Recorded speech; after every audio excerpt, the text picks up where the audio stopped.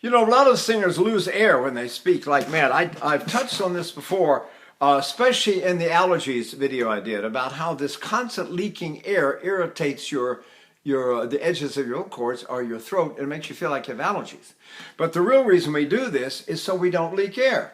So I go, ba ba ba ba ba ba gina, ba ba ba ba ba ba gina, ba ba gina, ba ba gina, and the paper does not move. I go, Lord, the name of me neck, while you malvendo, Buddha di pensiero. The paper doesn't move. I'm not leaking any air at all.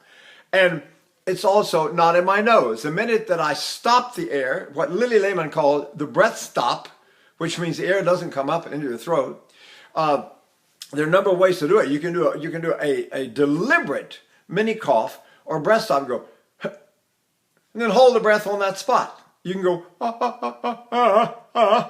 and hold it on the staccato spot. Or you can practice this every day, which is one of the oldest exercises in the history of singing. They used to do it with a candle flame, and it's so difficult with a candle flame because when it blows out, you have to have two candles, one burning all the time, so you relight the candle you just blew out. So it's easy with Kleenex, but it shouldn't be just a piece of paper. It should be fragile toilet paper or Kleenex. This one works just great.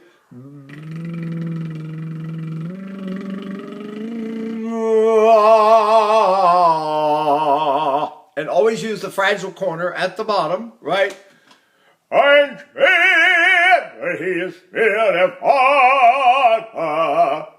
And you get so you work on the most difficult consonants for you, and the one that was always the most difficult for me was ch.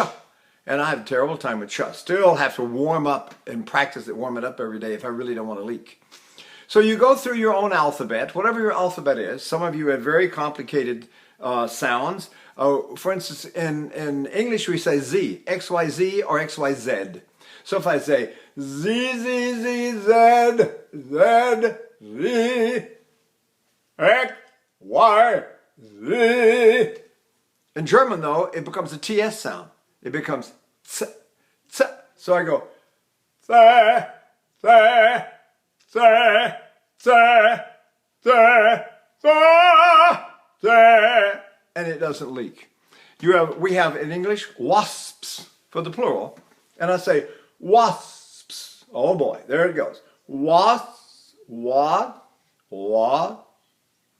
wasps. To be or not to be.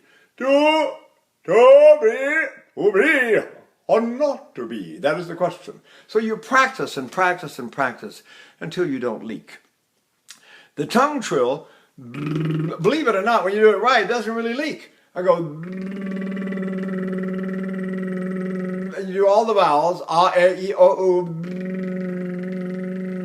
Up, the e leaked a little bit.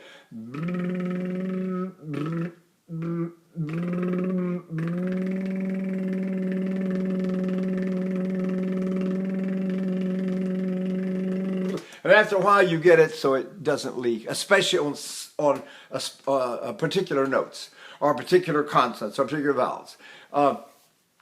We have a lot of aspirated consonants in these languages, and we want to get so that we don't have to aspirate. But what about fee, fi, fo, fum? Fee, fi, fo, fum. Forse la gioia vinse, e vos alvin. Forse la soglia dinse, e vos alvin. What am I doing that I don't leak air? And it's one of the oldest exercises in the history of singing, and it's one that everybody should do. If you get a piece of toilet paper, it has one big advantage. It's very fragile. It is tissue. But the big advantage is I can hang it over my face, my head, in front of my mouth, and now I don't have to hold my arms up in the air. Otherwise, I have to hold that Kleenex up here all the time. Now, I should be giving these little lectures. I should say lectures. Oh, there's my famous ch. See what I mean? Lectures.